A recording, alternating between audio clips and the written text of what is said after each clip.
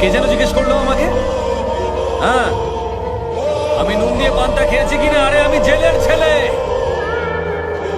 আমার নিঃশ্বাসে প্রশ্বাসে নুন রয়েছে। স্যার, 1 কেজি টমেটোর দাম কত জানেন? বলুন তো, লবণ কত করে কিলো? নুন দিয়ে পান্তা ভাত খেয়েছেন?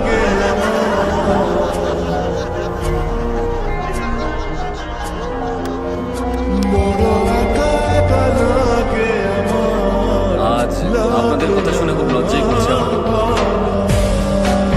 সত্যি কথা বলতে 1 কিলো টমেটোর দাম আমি জানি না। টমেটোর দাম জানেন না, নিতে হতে এসেছেন?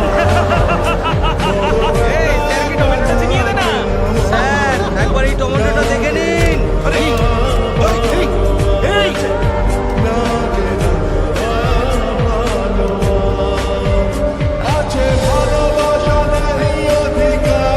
কিন্তু আমি আপনাদেরকে এই টমেটো নিয়ে একটা ক্রাইম স্টোরি শোনাতে পারি।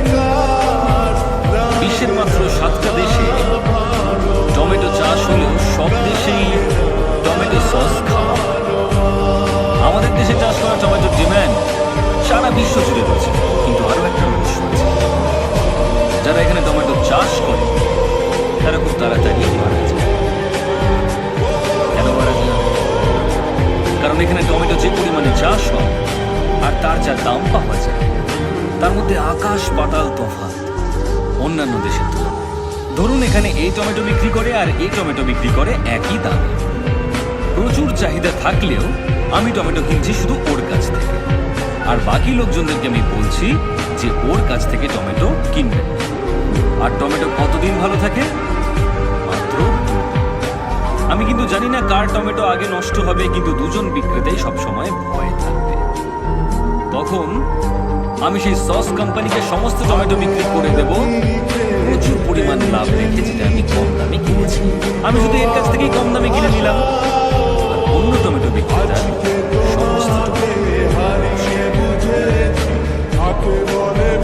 পৃথিবীর সমস্ত দেশে লোকজন টমেটো সস দিয়ে খাবার আনন্দ করে খাবে, কিন্তু আমার দেশের টমেটো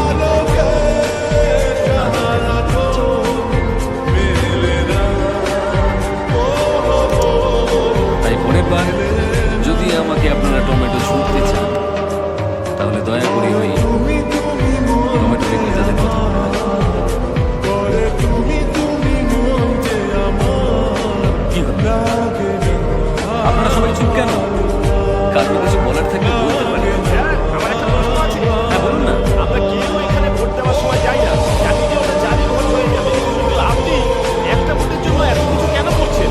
আপনি তো 49B সম্পর্কে সবকিছুই জানেন। ভোটের রেজাল্ট বন্ধ করে দিলেন, কোম্পানি থেকে পদত্যাগ করলেন, এসব বিষয়।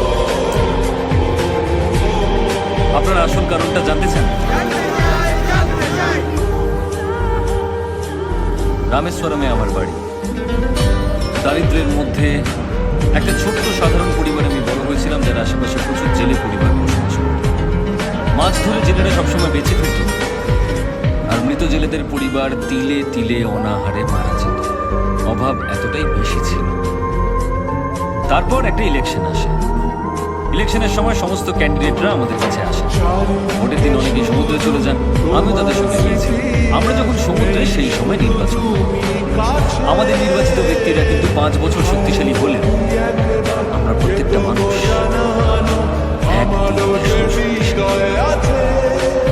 যারা যারা ভুল বুঝে সেই সময় সমুদ্রে গিয়েছিল, তারা সবাই ফিরে আসে। আর সেদিন নির্বাচনকে কেন্দ্র করে আমাদের এলাকায় একটা আর সেই দাঙ্গা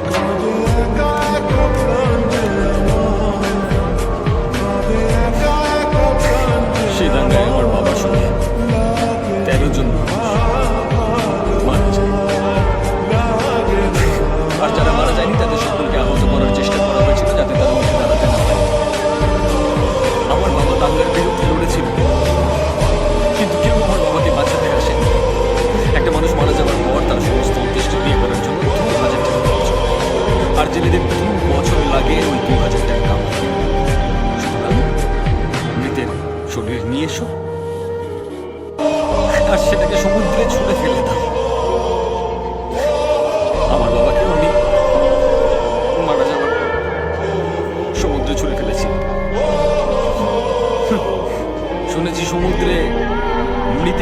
বিসর্জন করা হয়।